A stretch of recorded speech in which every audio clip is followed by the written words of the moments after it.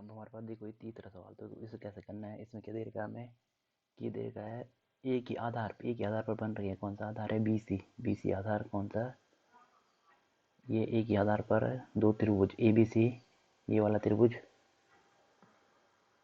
कौन सा त्रिभुज? ये वाला ए बी सी। एक त्रिभुज तो ये ए बी सी और दूसरा त्रिभुज है डी बी सी। तो यानी कि ये वाला नीचे वाला त्रिभुज दूसरा। तो ये दो त्रिभुज बन रखे हैं हमारे पास। अब वो क्या बोल रहा है कि यदि ए डी बी सी को ओ पर प्रतिच्छेद करे तो कौन सा? ए डी ये वाला विकर्ण और बी सी ये वाला विकर्ण आप किससे कहाँ पे प्रतिच्छेद कर रहे हैं? बिंदुओं पर प्रतिच्छेद करेंगे। तो दर्शाइए कि हमारा ए बी सी का क्षेत्रफल, जो ये वाला क्षेत्रफल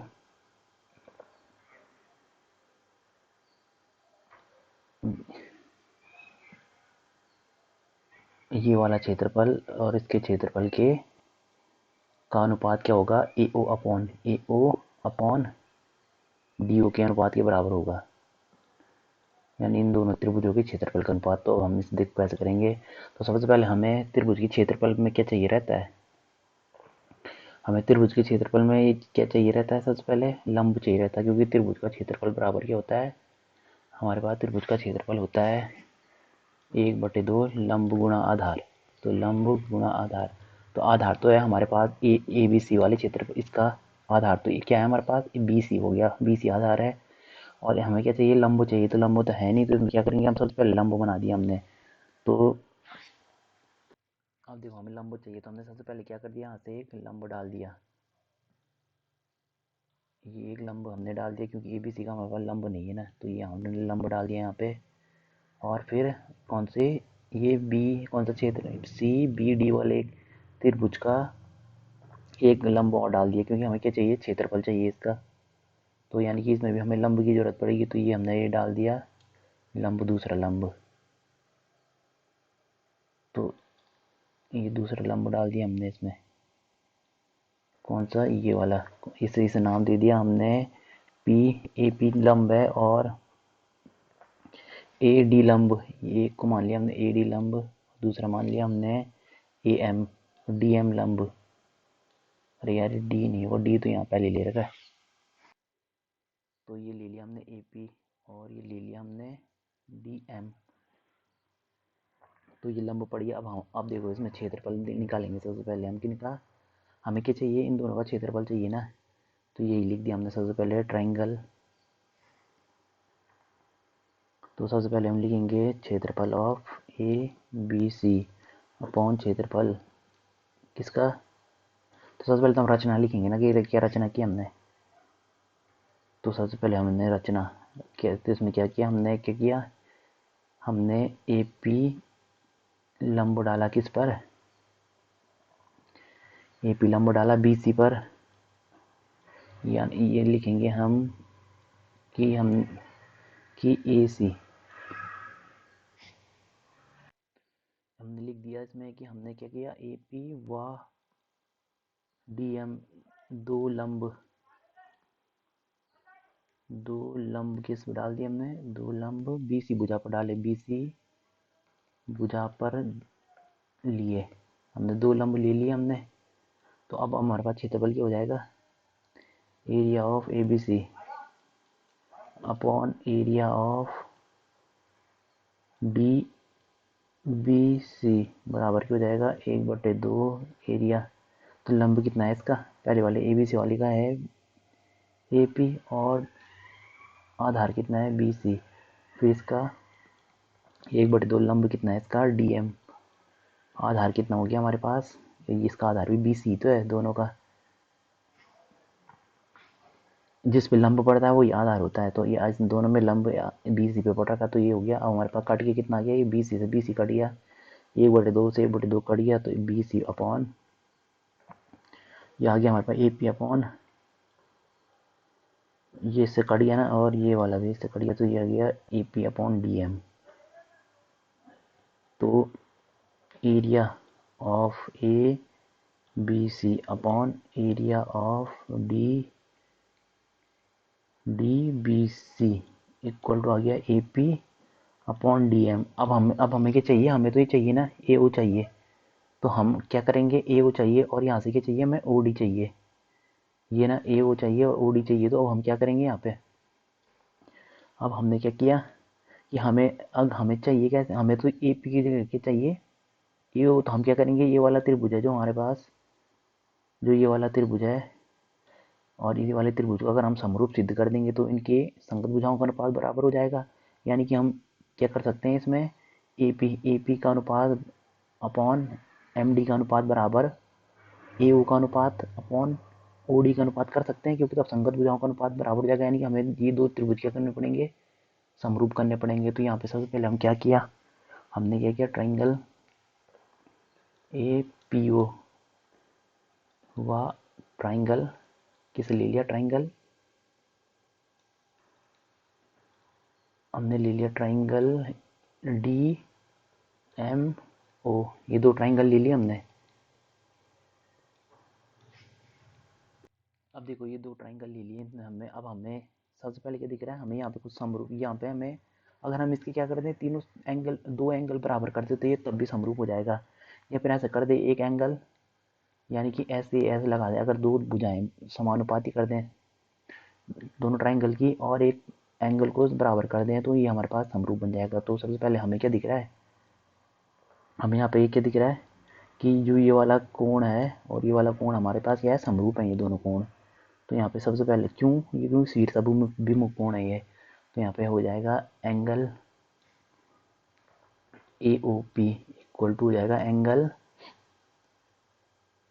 एम ओ डी, हो जाएगा ना ये ए ओ पी और ये एम ओ डी, क्यों शीर्ष विमुख है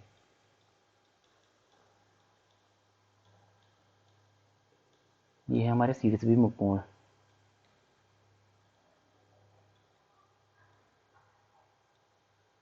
ये शीर्ष विमुख कोण और दो भुजाएं, तो दो भुजाएं कौन सा, कोई भी दो भुजाओं का अनुपात। तो हमें क्या मिल रहा था यहाँ पे, ए पी अपॉन ये समीकरण एक से, अरे यार दो भुजा, ये तो त्रिभुज है ये नहीं लेना, हमें दो भुजाएं कौन, दो भुजाएं ले लेंगे या दो एंगल ले लेंगे। तो हमारे पास एंगल ही तो है, ये 90 है हमारे पास, ये 90 एक, और ये भी, ये अंदर भी तो 90 है। तो यानी कि हमारे पास दो भुजाएं क्या आ गई, दो एंगल भी आ गए समान, ये 90 और ये 90। तो हमारे पास क्या लिखेंगे, angle M equal to angle P equal to 90, दोनों 90 है। तो हमारे पास कौन, अब हमारे पास समरूप तो हो गए क्योंकि हमने दो एंगल क्या कर दिए, दो कोण हमने समान कर दिए। तो ये यानी कि हमारे पास ये क्या हो जाएगा, ये हमारे पास समरूप बन जाएंगे त्रिभुज। तो ट्राइंगल ए ओ पी यानी कि त्रिभुज ए पी ओ समरूप होगा किसके, डी एम ओ के। कौन सी प्रॉपर्टी, एंगल एंगल वाली समरूपता, कोण कोण वाली समरूपता लग गई इस पे। अब जब कोण कोण वाली समरूपता लग गई तो यानी कि भुजाओं का अनुपात भी बराबर होगा। तो यानी कि हम क्या लिख सकते हैं, हम लिख सकते हैं A P upon D M, यानी कि ए पी कहाँ है, A P upon D M बराबर क्या लिख सकते हैं, हम लिख सकते हैं ना ए ओ या ओ ए ओ अपॉन ओ डी लिख सकते हैं। और ये तीसरा भी अगर लिखना चाहें उसकी जरूरत नहीं है तीसरे की, तीसरा हम क्या लिख सकते हैं, कौन सी भुजा, ये कर लिया हमने, ये कर लिया ए पी डी एम और A O P O upon P O upon M O, ये लिख सकते हैं हम। मगर इसकी तो हमें ज़रूरत ही नहीं है, हमारा ये इससे ही काम बन जाएगा क्योंकि हमें यहाँ पे समीकरण एक में रख देना है इस मान को। तो इसलिए समीकरण एक से ये तो बन गया हमारे पास समीकरण दो। तो समीकरण एक का मान समीकरण दो में, समीकरण एक में दो का मान रखने पर, तो दो का मान रखने पर, तो इस मान को हमने कहाँ रख दिया, इस वाले मान को समीकरण एक में। तो अब हमारे पास क्या हो जाएगा, area of A B C upon area of D M और डी बी सी बराबर क्या हो जाएगा, ये इसकी जगह हमने क्या रख दिया, ए पी की जगह ए ओ रख दिया और ओ डी रख दिया, ये किसकी, डी एम की जगह। तो यही तो हमें सिद्ध करना था।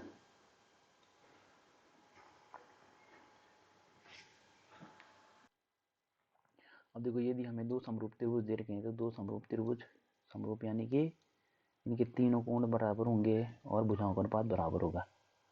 तो ये समरूप कोण है, समरूप त्रिभुज है। तो माना पहला है ए बी सी, फिर दूसरा है हमारे पास पी क्यू आर हमने मान लिया अपनी तरफ से, तो ये हमने मान लिया सबसे पहले।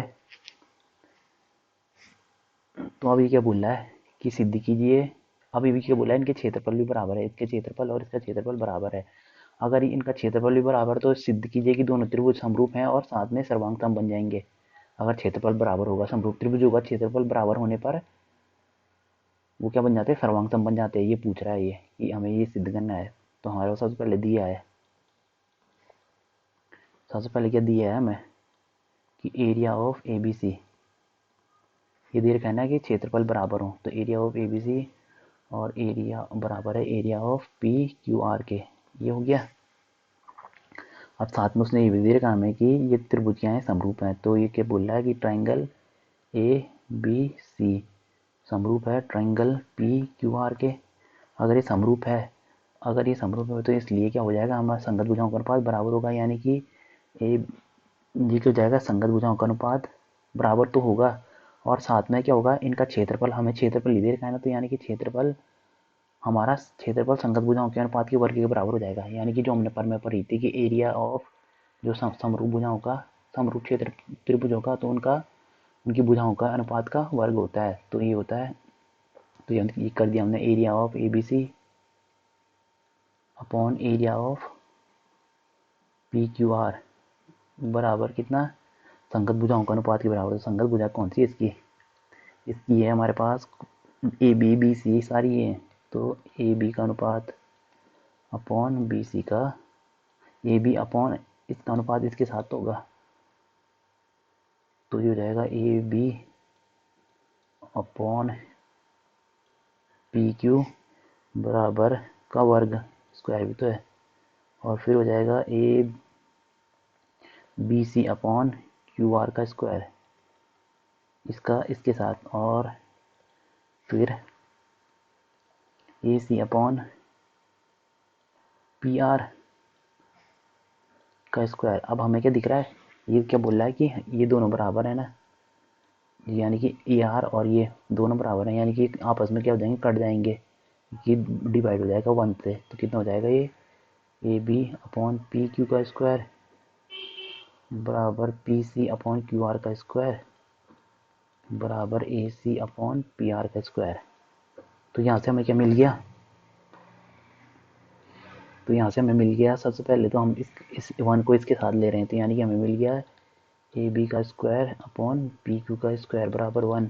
तो यहाँ से क्या मिल रहा है हमें, यानी कि ए बी बराबर क्या आ जाएगा, पी क्यू आ जाएगा, क्योंकि अगर हम इधर स्क्वायर इधर छोड़ेंगे तो 1 का तो 1/1 ही होता है, तो 1 का 1/1 ही होता है। पहले ये हमारे पास ये आ गया कि ए बी बराबर पी क्यू आ गया, और फिर दूसरा क्या आ गया, बी सी बराबर इसी प्रकार इससे भी आएगा ना, तो बी सी अपॉन क्या होगा, ये B C upon Q R का स्क्वायर बराबर होगा 1, तो यानी कि हो जाएगा B C equal to Q R, फिर हो जाएगा A C upon P R का स्क्वायर बराबर 1, तो जाएगा A C equal to P R. तो यानी कि हमारे पास तीनों भुजाएं बराबर आ गई, तो यानी कि हमारे पास क्या आया, ये वाली भुजा इस भुजा के बराबर आ गई, और फिर ये वाली भुजा इस वाली भुजा के बराबर आ गई, और तीसरा है हमारे पास कि ये वाली भुजा इस भुजा के बराबर आ गई, तो इस भुजा के बराबर आ गई ये। तो यानी कि हमारे पास सर्वांग सम तो बन गया, क्योंकि सर्वांग सम में क्या होता है कि तीनों भुजाएं और तीनों कोण बराबर होते हैं, तो ये क्या बन गया, हमारे पास सर्वांग सम बन गया। तो इसलिए ट्राइंगल ए बी सी सर्वांग सम होगा ट्राइंगल पी क्यू आर के। क्यों, अब सर्वांग सम मान लें, दो त्रिभुज सर्वांग सम कब होते हैं, जब दो त्रिभुज सर्वांग सम कब होंगे, सर्वांग सम यानी कि उनका क्षेत्रफल भी बराबर आता है। ये तो देर मतलब कि तीनों भुजाएं क्या होंगी, बराबर होंगी, तो ये इसकी ये वाली भुजा और इसकी भुजा और ये भुजाएं क्या, तीनों भुजाएं बराबर होंगी और संगत कोण बराबर होंगे, तो क्या बन जाता है, सर्वांग सम बन जाता है। और संगत कोण बराबर होंगे क्योंकि समरूप है, तो सबसे पहले संगत कोण पहले बराबर हो गए, तो ये हमारे पास समरूप बन गया क्योंकि तीनों भुजाएं बराबर आ गई।